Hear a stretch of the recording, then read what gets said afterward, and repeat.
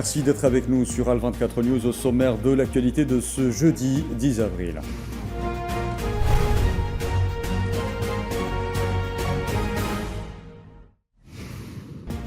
Au moins 25 Palestiniens sont tombés en martyrs et des dizaines d'autres ont été blessés au 24e jour de la reprise par l'entité sioniste de son agression génocidaire contre la bande de Gaza.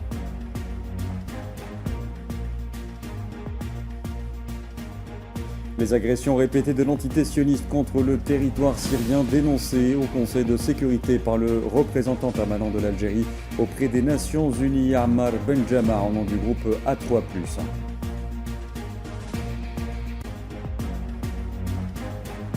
Le président américain Donald Trump agite la menace d'une intervention militaire contre l'Iran à la veille de discussions cruciales sur le nucléaire iranien à Oman entre Téhéran et Washington.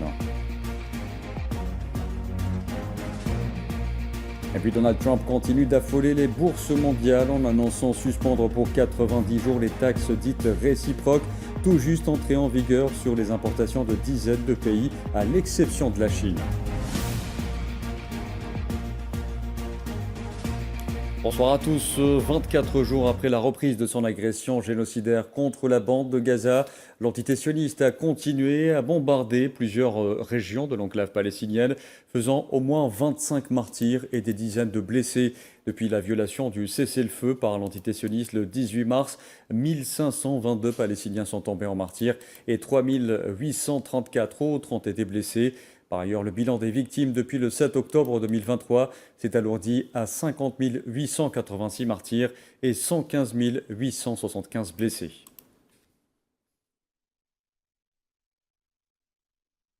Cinq civils palestiniens sont tombés en martyrs et plusieurs autres ont été blessés ce jeudi à la suite de tirs des forces de l'entité sioniste survenus dans le village d'Al-Mawasi à Rafah, au sud de la bande de Gaza.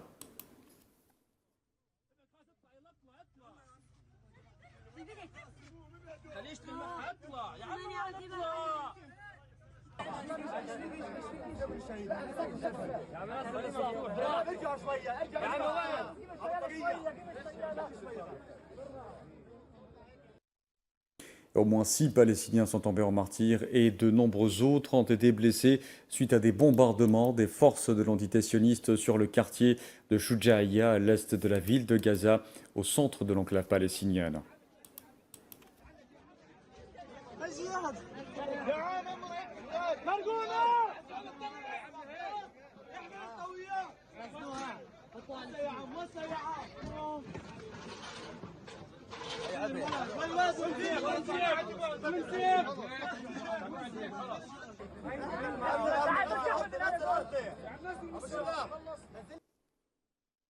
Et les forces de l'entité sioniste ont libéré ce jeudi environ 80 prisonniers de la bande de Gaza. La plupart d'entre eux sont des personnes âgées, dont certaines sont incapables de bouger et présentent des signes de torture.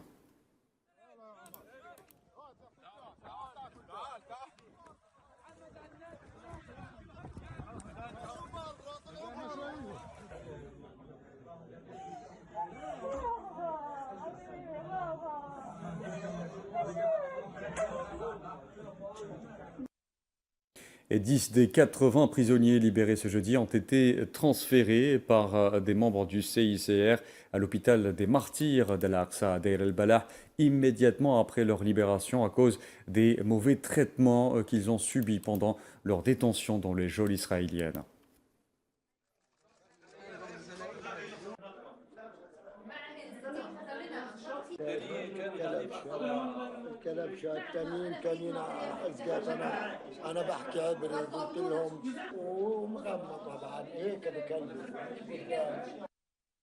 Et au volet diplomatique, le président français Emmanuel Macron a affirmé que la France pourrait reconnaître l'État palestinien probablement au mois de juin prochain, soulignant vouloir participer à une dynamique collective.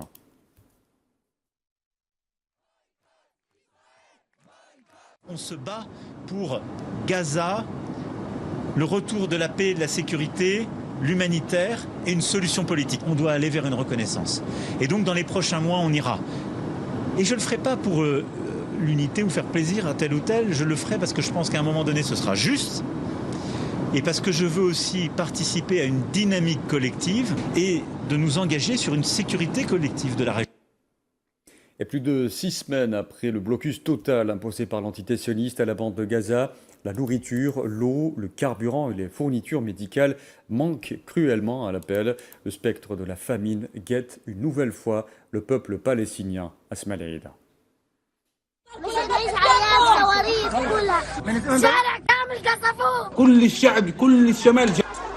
Les besoins humanitaires sont immenses et la situation ne cesse de se détériorer dans l'enclave palestinienne de Gaza, 6 semaines après que l'entité sioniste a complètement bloqué l'approvisionnement des 2,3 millions d'habitants de la bande de Gaza. Les réserves de nourriture constituées lors du cessez-le-feu précaire sont pratiquement épuisées dans un camp de bâches en plastique où elle vit avec sa famille déplacée à Khan Younes. Ahras, 64 ans, a utilisé du carton pour allumer un feu et faire bouillir une boîte de haricots. C'est tout ce qui leur reste. Nous sommes une famille de 13 personnes. Qu'est-ce qu'une boîte de haricots peut nous apporter? Nous avons survécu à la guerre et aux frappes aériennes en nous réveillant et en nous couchant. Mais nous ne pouvons pas survivre à la faim, ni nous, ni nos enfants. Plus au nord, à Nusayrat, des centaines de Palestiniens font la queue pour obtenir du riz cuit chaud dans une cuisine d'urgence en plein air, comme le montrent ces images de jeunes enfants se pressent en tête de file agitant des seaux pour amener quelque chose à leur famille. Naïma Farjallah sort tous les jours à 6 heures du matin, marchant avec ses enfants à travers la zone de guerre, de soupe populaire en soupe populaire, dans l'espoir d'obtenir un bol de riz. On écoute le cri de détresse de cette mère. Si nous ne mourrons pas des frappes aériennes, nous mourrons de faim. Lorsque mon jeune fils me dit « Maman, je veux un verre de lait », mon cœur se brise. Toutes les fournitures de base s'épuisent selon l'UNRWA qui tire encore une fois la sonnette d'alarme. Les prix des produits de base ont augmenté de façon exponentielle depuis plus d'un mois, c'est-à-dire depuis que les autorités israéliennes ont mis en place le siège de la bande de Gaza. Cela signifie que les bébés et les enfants vont se coucher le ventre vide chaque jour. Sans ces produits de base, Gaza se rapproche d'une faim très profonde. De son côté, le secrétaire général des Nations Unies, Antonio Guterres, a souligné qu'un accès humanitaire sans entrave doit être garanti dans la bande de Gaza. Les nouveaux mécanismes d'autorisation proposés par les autorités israéliennes pour l'acheminement de l'aide risquent de renforcer et de limiter cruellement l'aide jusqu'à la dernière calorie et au dernier grain de farine. Soyons clairs, nous ne participerons à aucun accord qui ne respecterait pas pleinement les principes humanitaires. Impartialité, indépendance et neutralité. Tout accès humanitaire entravé doit être garanti. Les Palestiniens de la bande de Gaza craignent de plus en plus que la décision du bureau sioniste de réduire l'entrée de nourriture et d'autres fournitures n'accélère une crise humanitaire. On assiste aujourd'hui à une non-assistance à un peuple en danger. L'histoire retiendra les positions de chacun face à un génocide multidimensionnel. Dans l'actualité également, au Yémen, de nouvelles frappes américaines survenues durant la nuit de mardi à mercredi sur la province côtière de Hodeïda, dans l'ouest du pays, ont fait 12 martyrs selon les Houthis. Parmi les victimes figurent 6 femmes et 4 enfants. Cette région du Yémen est la cible depuis le 15 mars d'une série de bombardements des forces américaines.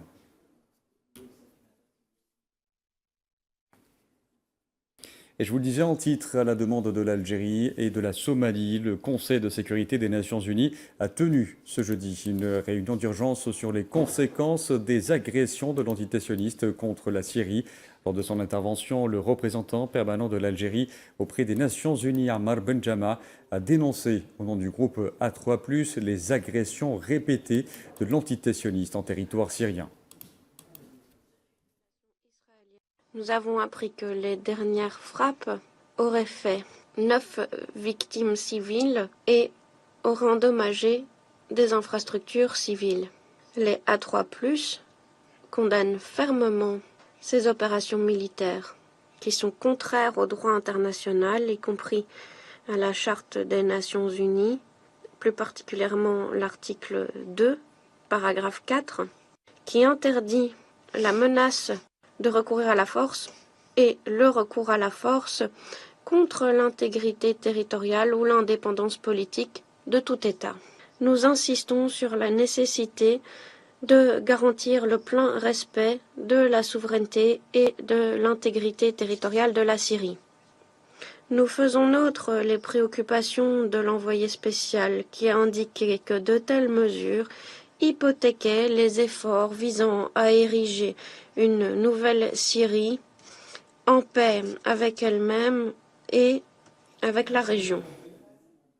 Le ministre d'État algérien, ministre des Affaires étrangères, de la communauté nationale à l'étranger et des Affaires africaines, Ahmed Attaf, a présidé ce jeudi la cérémonie de dévoilement d'une plaque commémorative au siège du consulat général d'Algérie à Tunis, qui avait abrité les bureaux du ministère de l'Armement et des liaisons générales, le MALG, du gouvernement provisoire algérien.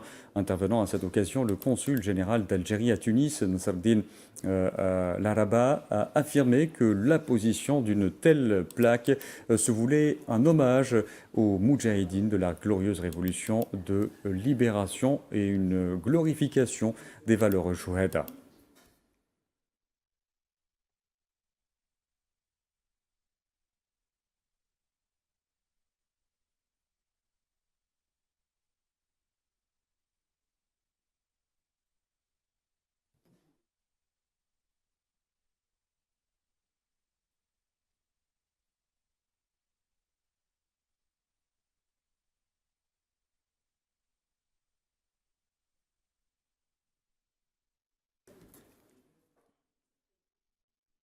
Et après la Tunisie, le ministre algérien des Affaires étrangères, Ahmed Attaf, vient d'atterrir en Turquie pour prendre part à la foire internationale d'Antalya. Dans l'actualité aussi, le secrétaire général du ministère algérien des Affaires étrangères, Lounes Magraman, a co-présidé ce jeudi à Moscou, en Russie, avec le vice-ministre des Affaires étrangères, représentant spécial du président russe pour l'Afrique et le Moyen-Orient, Mikhail Bogdanov, les travaux de la 5e session des consultations politiques algéro-russes. Cette session qui s'inscrit dans le prolongement de la mise en œuvre de la déclaration de partenariat stratégique approfondi signée à Moscou en juin 2023 par le président algérien et son homologue russe a permis de discuter de plusieurs questions régionales et internationales d'intérêt commun, y compris les derniers développements au Sahel, l'évolution de la situation au Moyen-Orient, la question palestinienne et la question du Sahara occidental.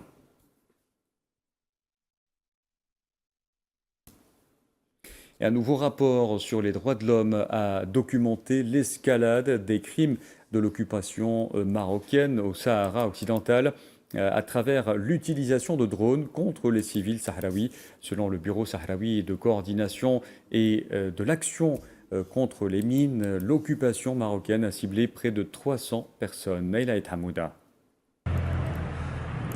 L'occupation marocaine poursuit sa guerre sournoise au Sahara occidental, une guerre menée notamment depuis le ciel à coups de drones meurtriers. Un nouveau rapport sur les droits de l'homme met la lumière crue sur l'escalade de violence au Sahara occidental. Selon le Bureau sahraoui de coordination de l'action contre les mines, l'occupation marocaine a intensifié l'usage de drones contre 300 civils sahraouis, faisant près de 160 victimes, dont 63 sont mortes et détruisant des infrastructures vitales.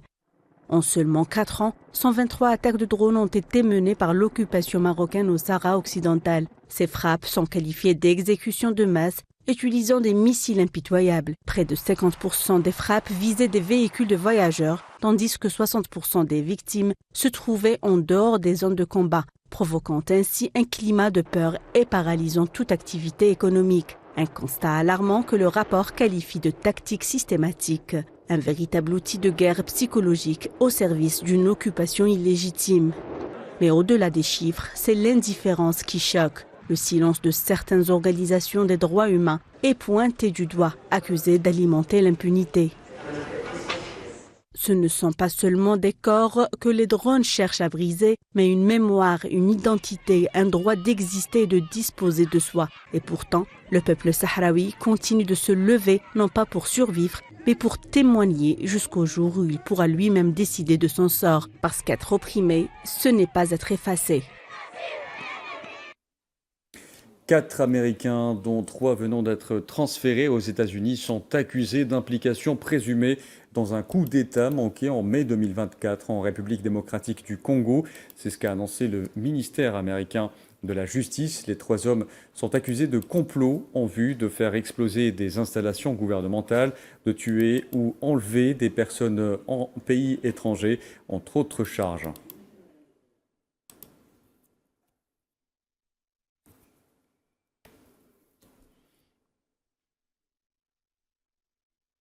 Je vous en parlais en titre, le président américain Donald Trump a agité la menace d'une intervention militaire contre l'Iran à la veille de discussions cruciales sur le nucléaire iranien prévues à Oman entre Téhéran et Washington. Une déclaration qui jette une ombre sur ce nouveau round diplomatique. Safwan Ben Sabri.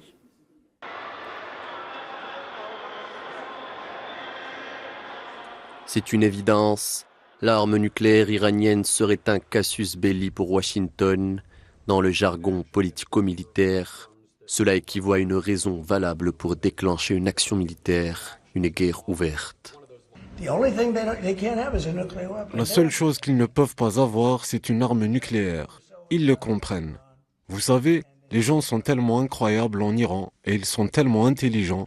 Ce sont des gens très intelligents. Mais vous savez, ils sont dans une situation difficile.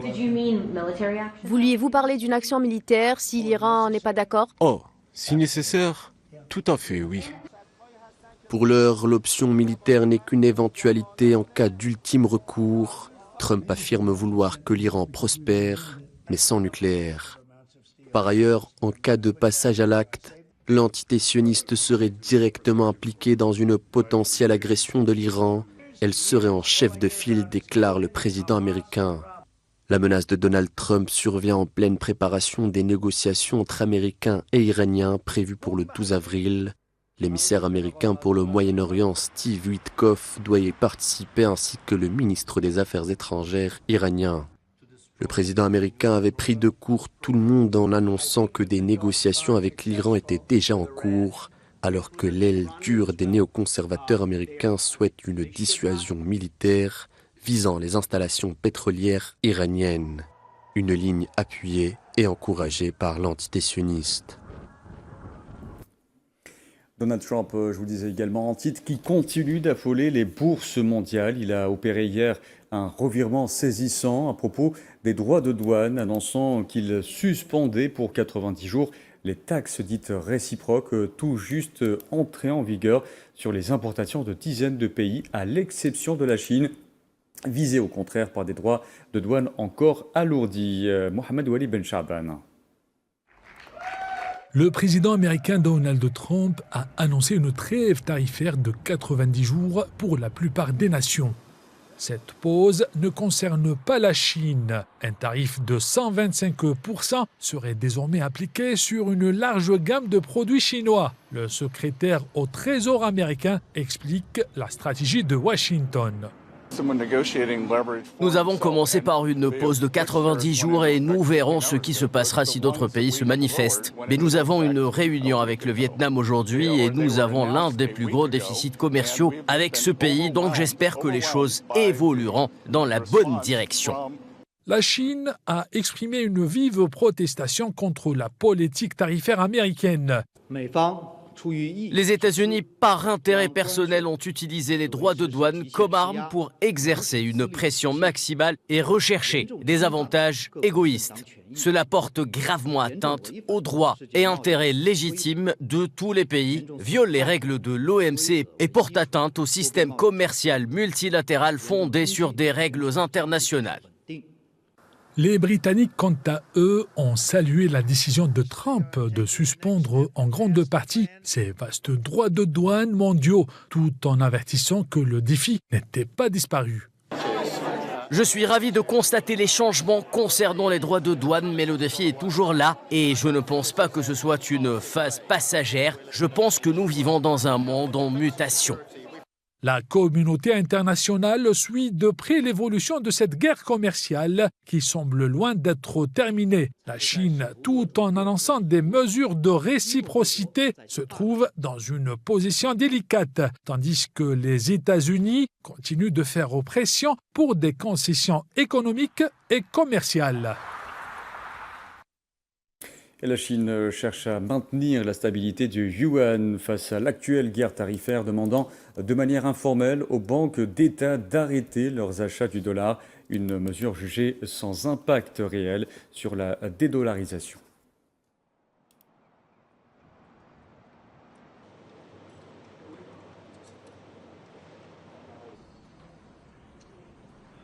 On ne peut pas dire que c'est une politique de dédollarisation parce que ce n'est pas un changement stratégique à long terme, mais c'est une intervention administrative de la part de la Banque centrale. Il faut savoir que la Banque centrale en Chine intervient de temps à autre afin de défendre sa monnaie nationale. Le régime de change en Chine n'est pas pur flottant, comme il est indiqué de jure, mais de facto, la Banque centrale intervient parce qu'il paraît que les agents économiques, les investisseurs, les banques, les entreprises, ils vendent en masse le yuan afin d'acheter une autre devise qui est plus sûre en période d'incertitude, comme le dollar américain ou bien les bons de trésor américains ou peut-être aussi d'autres devises. Ce qui fait, c'est que la forte vente de yuan va mener le yuan à encore baisser plus qu'il le faut.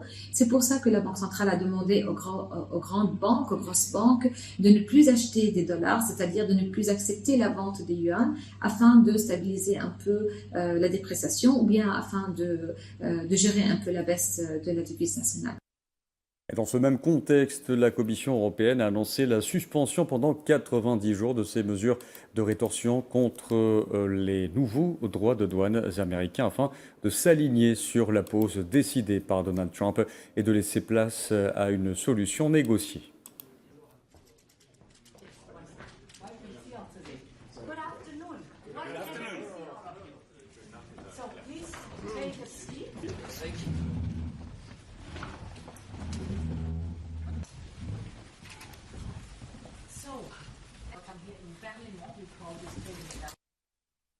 Nous avons pris note de l'annonce du président Trump. Nous souhaitons donner une chance aux négociations en attendant la finalisation de l'adoption des contre-mesures de l'Union européenne qui ont bénéficié d'un soutien fort de nos États membres. Nous les suspendrons pendant 90 jours. Si les négociations ne sont pas satisfaisantes, nos contre-mesures entreront en vigueur. Dans l'actualité également, une délégation américaine a quitté cet après-midi le consulat de Russie à Istanbul après un deuxième round de pourparlers entre les États-Unis et la Russie. Les discussions ont porté sur le rétablissement du travail de leur mission diplomatique compromise après le déclenchement du conflit en Ukraine.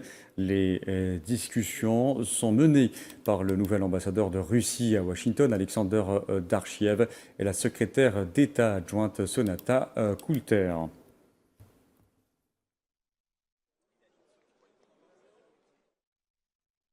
Dans l'actualité également, Washington et Kiev entament demain les négociations autour d'un accord minier stratégique visant à sécuriser l'accès aux ressources critiques ukrainiennes, essentielles pour l'industrie de la transition énergétique américaine, étant un accord tant réclamé par le président américain Donald Trump.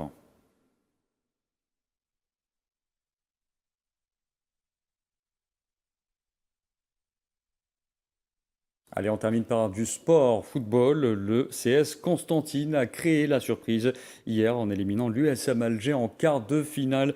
Retour de la Coupe de la Confédération africaine de football. Après un match nul, 1 but partout au stade du 5 juillet. Les Sanafirs se sont imposés 4-3 lors de la séance de tir au but, décrochant ainsi leur première qualification historique pour les demi-finales de cette compétition. En demi-finale, le CS Constantine affrontera le club marocain, la Renaissance sportive de Berkane. Le match aller est prévu le dimanche 20 avril.